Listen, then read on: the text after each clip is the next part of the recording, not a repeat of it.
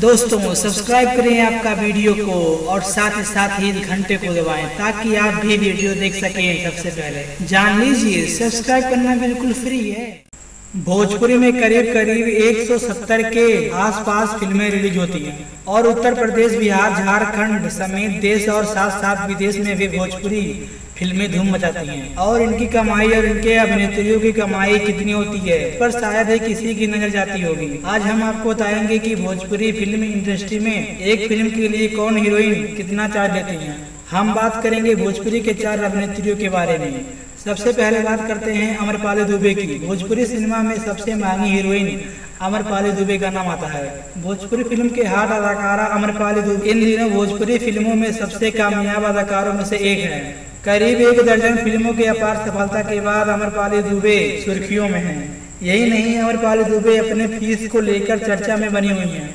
यदि Amrapali Dubey film sign करती हैं तो भोजपुरी फिल्म के सभी हीरोइनों से बहुत ज्यादा चार्ज करती हैं। सूत्रों के मुताबिक अमरपाली दुबे एक फिल्म के लिए करीब 25 लाख रुपए तक चार्ज करती हैं। यानी अमरपाली दुबे भोजपुरी हीरोइनों से 10 लाख ज्यादा चार्ज करती हैं। आपको बता दें दोस्तों, अमरपाली दुबे भोजपुरी फिल्म हीरोगा हिंदुस्तानी 2 बिहार झारखंड में बम्पर ओपनिंग मिली थी। अब हम बात करते हैं काजल राघवानी की। भोजपुरी सिनेमा में महंगी अभिनेत्रियों में से दूसरे नंबर पर काजल राघवानी का नाम आता है। काजल राघवानी अपनी फिल्म के लिए करीब 20 से 25 लाख तक चार्ज करती हैं। हम काजल राघवानी के बारे में बात कर रहे हैं तो काजल गुजरात की रहने वाली है। जी हाँ दोस्तों, काजल राघवानी पटना से पाकिस्तान फिल्म इंडस्ट्री से चर्चा में आई थी।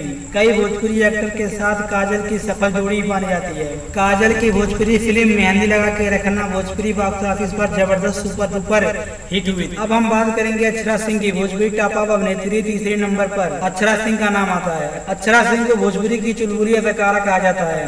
अक्षरा सिंह एक फिल्म की करीब 15 से 20 लाख रुपए तक की चार्ज करती हैं। उन्होंने भोजपुरी की पवन सिंह के अलावा कई अभिनेताओं के साथ फिल्में में काम किया है। अक्षरा सिंह को गाड़ियों का बहुत शौक माना जाता है। उनके पास लग्जरी कार का काफी कलेक्शन है। आपको बता दें, अभी हाल ही में रिलीज अक्षरा सिंह की फिल्म धड़कन भोजपुरी बॉक्स ऑफिस पर बम्पर कमाई की थी। और हम नजर डालेंगे भोजपुरी की सुंदर हीरोइन अंजना सिंह पे। अंजना सिंह एक फिल्म के लिए लगभग 10 से 15 लाख रुपए का चार्ज करती हैं। अगर यह वीडियो आपको पसंद आई तो मेरे चैनल को सब्सक्राइब करें और लाइक करें और शेयर करें। जय हिंद, जय भारत, वंदे मातरम।